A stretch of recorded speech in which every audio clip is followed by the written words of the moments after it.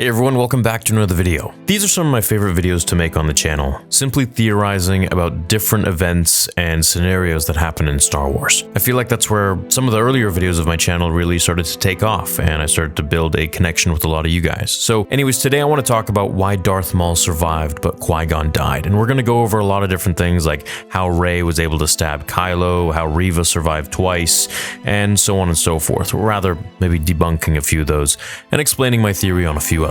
So let's begin. And before I do, if you could hit the like button, that would be great. So in Star Wars, at this point, we've seen many different deaths of Force users, whether it be Maul being chopped in half in Episode 1, The Phantom Menace by Obi-Wan Kenobi, to Dooku being beheaded by Anakin Skywalker in Revenge of the Sith, or Anakin's fall to Obi-Wan on Mustafar. And then of course later we get the Disney stuff with, how they keep gutting one another and surviving. Rey doing it to Kylo, then healing him, Reva being stabbed twice in the gut, once as a child by Darth Vader in the Jedi Temple during Order 66, and later as an adult by Darth Vader again, and surviving both times. With all of these different deaths, the most controversial one of them all that I see online, especially after the Disney stuff, is in regards to Qui-Gon's death. Now, Qui-Gon was my favorite Jedi, and I know I say this, I say Anakin is my favorite, but at the end of the day, if I ever want to strive to be like someone in Star Wars, it would have to be Qui-Gon Jinn. That's like the character where you want to end up being like, like right now I feel like I'm Anakin, I want to end up being like Qui-Gon eventually. Older, wiser, and not really following in the lines of the Jedi Order, so to speak. Now, it's no question that if Qui-Gon had survived, the fate of the galaxy would have literally changed. He would have been the father figure Anakin needed in order to battle his demons and not be seduced to the dark side by Darth Sidious. Palpatine plucked each string so methodically over the teen and young adult years of Anakin's life that by the time it came to trusting the Jedi Council over him,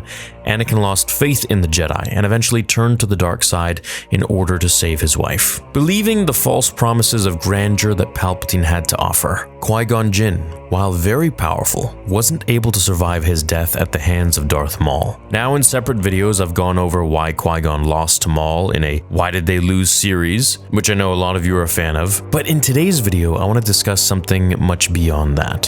Why couldn't Qui-Gon Jinn have survived where everyone else did, having been stabbed the same way through the stomach and continuing to carry on? But Qui-Gon, the most important Jedi of them all, arguably, to save the fate of Anakin Skywalker and the galaxy, dies. Now, my theory on this is a bit long, so here we go. When a dark side user gets stabbed, such as Maul getting cut in half, or heck, even Reva in the Kenobi series, we know dark side users feed off of their pain and anger. And what's more painful than being stabbed or cut in half? So with this pain, they are able to feed off of it and regenerate their willingness to live. Their anger keeps them going, and it keeps them strong. Maul wanted revenge on Kenobi, and as time passed, he kept getting more and more insane, filled with rage, as he continued thinking about it. Anakin, who got chopped into a torso and burned severely beyond even being able to speak, was able to continue living. And it was once he felt this great amount of pain did his Sith yellow eyes burn brightly again from the blue that they had just been as he fought Kenobi. And that's also a video I'd like to make on its own, is that I don't think Anakin was really tapping into the dark side when he was fighting Obi-Wan. I think he was flickering here and there, but if we remember, his eyes were the whole time just blue. Now, back to Anakin's survival. This was his anger, his pain, hatred, all coming into play for what had just happened to him. And this in turn fueled his ability to carry on.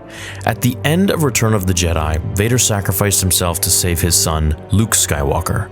He transitioned into the light side of the Force, and it was for this reason that he physically died, only to go on to live as a Force ghost forever. Vader kept himself alive in that suit for decades purely off of his own hatred and constant physical and emotional pain. This is what kept him going. Now, Reva surviving. Well, it makes absolutely no sense in either of the two scenarios where she got stabbed, because the first time she got stabbed in the torso by Anakin during Order 66, she was a little youngling. Now, she definitely would not have been able to survive such an attack, let alone her Force abilities weren't anywhere near any of the other Jedi Masters' abilities, who died the same wounds that she lived through twice, first as a youngling, then as an adult. Rey stabbing Kylo, then healing him, I mean, okay, sure, she healed him, but still, he should have been dead from that same stab that Qui-Gon Jinn got. So, why did Qui-Gon Jinn die and no one else did? Well, plot armor. I mean, well, no, hold on. because he felt it was the will of the Force. Now, of course, I say plot armor because that's the way George Lucas wrote it. If you want someone to survive, they'll survive. If he doesn't, he doesn't. But I hate those answers. You know, those are just such typical. It's like, well, they just wrote it that way. Well, yeah, obviously, but why? What is the reason? So let's dive into it a bit. Qui-Gon was a firm believer in not changing the will of the Force, not changing what has already happened. He felt if he channeled his powers in the dark side to hold on to the physical realm, then things would be controlled to his will, bending the Force to his mercy, to what he wants to happen, rather than moving with the Force, dancing with the Force, allowing the Force to guide him. In the end, had he not died, he wouldn't have taught Yoda how to become a Force ghost, who then taught Obi-Wan. Qui-Gon Jinn learned how to become a Force ghost from the Wills. Now, he didn't fully finish his training. This is why he never materialized as the way Yoda did or Obi-Wan did as a Force ghost, and we could only hear his voice. However, of course, the Obi-Wan show changed that at the end, but that was never really supposed to happen because the whole thing was that he never finished his training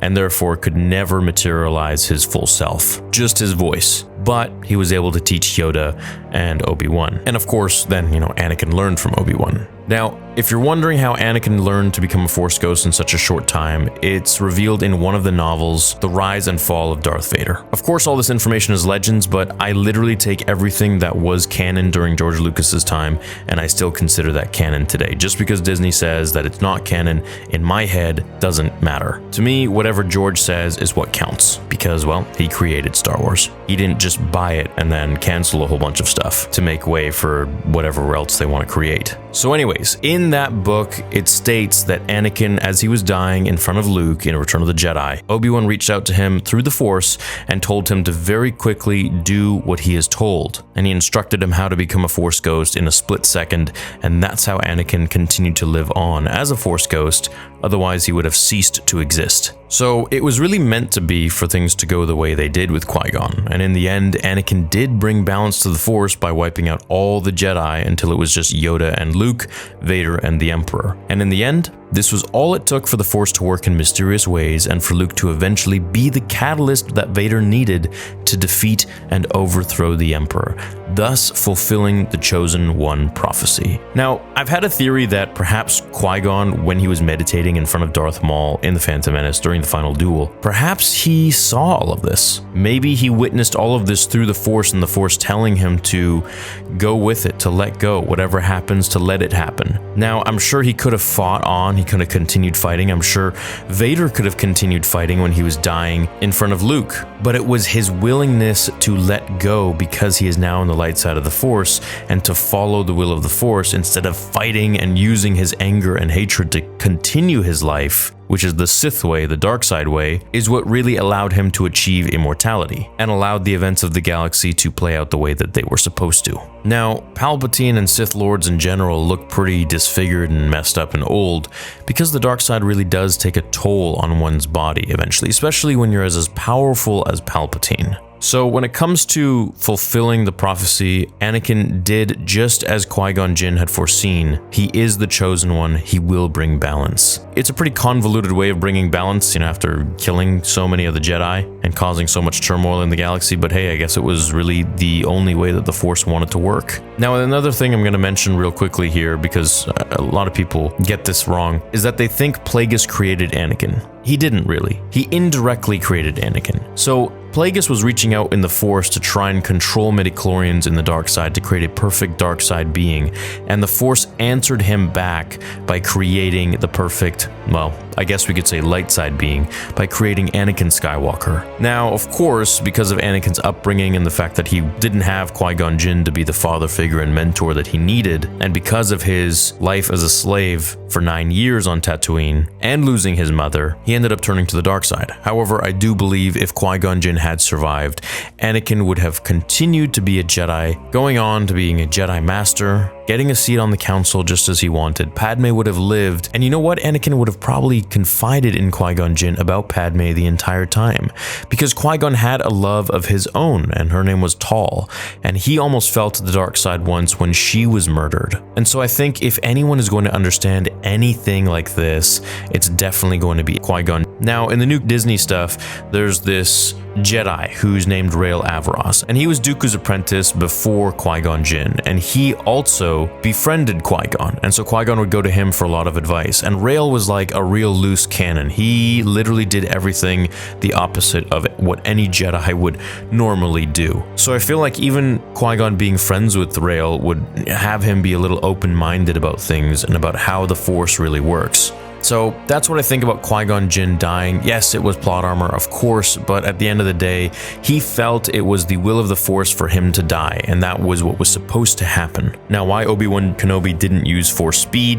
why no one used Force heal on him, why the Jedi didn't send more Jedi to help Obi-Wan and Qui-Gon Jinn, well, that last answer was at least figured out in Star Wars Tales of the Jedi, where the Council didn't really believe that a Sith Lord had returned, and that's another video that I want to go over because they were stupid and they basically killed Qui-Gon Jinn through their own arrogance and lack of believing in one of their most esteemed Jedi Masters. But anyways, the Force works in mysterious ways. I want to know what you guys think. Why do you think Darth Maul survived? Why do you think Qui-Gon Jinn died?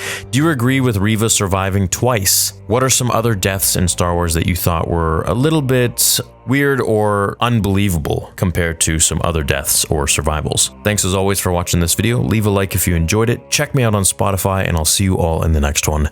Until then, my fellow Jedi and Sith friends, remember, the Force will be with you always.